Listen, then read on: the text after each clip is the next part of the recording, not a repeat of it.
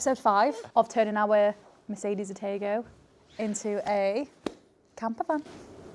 Let's do it.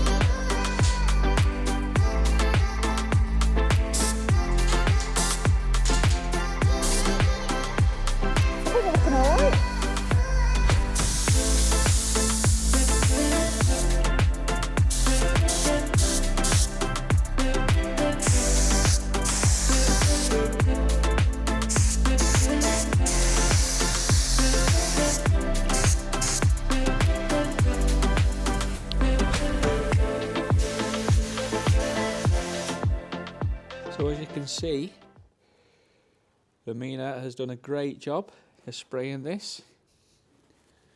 We've sprayed all the top chassis now. There's a few patches that we're going to touch in because we ran out of paint. But yeah, all the top's sprayed now. Cross beams are all welded in. We've got all our spring mounts on. We've gone for 2 at the back there, just for a bit more strength and to stop the box moving as much. 1 here and 1 just under there. These here, they are for the slide out platform. As you can see, we've got the channel there, same that side, and the platform is going to slide out that way over there. One little job we're about to get on with, spraying these wheel arches, cleaning and prepping them, ready for spraying.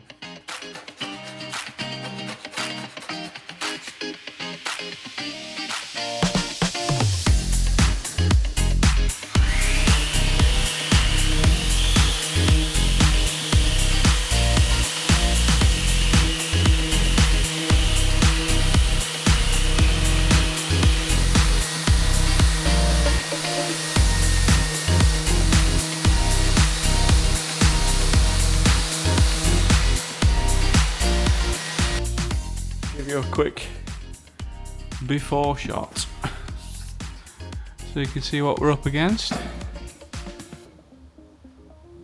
Clean all these off, get some filler in there and prime them.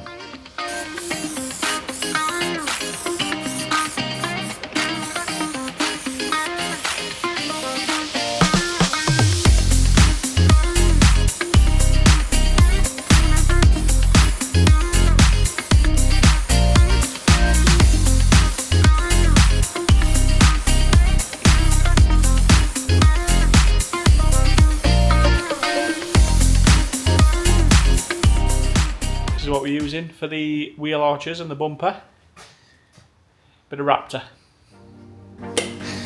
Let's get this on then.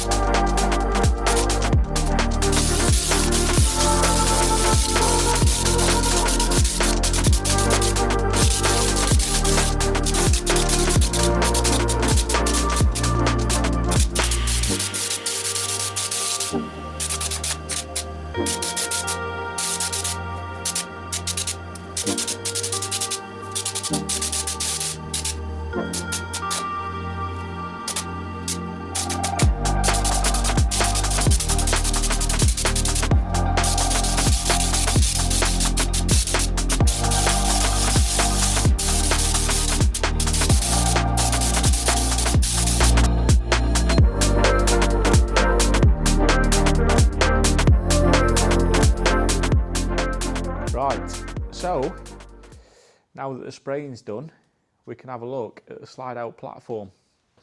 Now this is the 4th time I've done this video, believe it or not.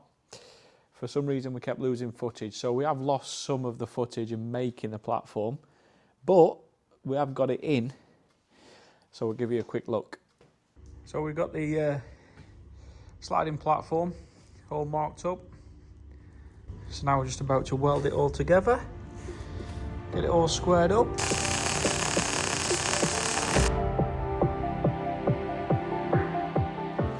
Right, the frame's in. So let's give it a little test, see if it's up to the job.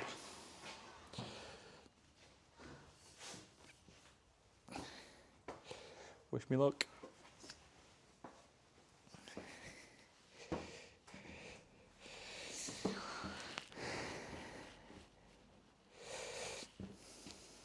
Yeah, I would say that that is a success. Bit of movement in the sub chassis because obviously got no weight on it, but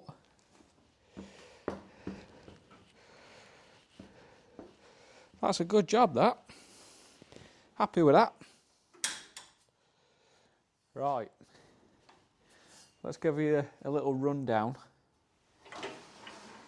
on how we've made them. Made the platform. So, we didn't want to use draw runners, simply for the fact that you can get bits of grit and sand and stuff in the runners, in the ball bearings, and eventually they'll probably pack in. So we wanted a simpler option. So what we did is a couple of rollers, one at the front, one at the back. That's just to help it glide in and out. And then, instead of a runner, we've gone for a 40 by 40 box section, which sits in the channel. And this is simply just going to get greased up, and that'll allow it to slide in and out. As you can see, it's not got any grease on at the minute, but that is quite smooth.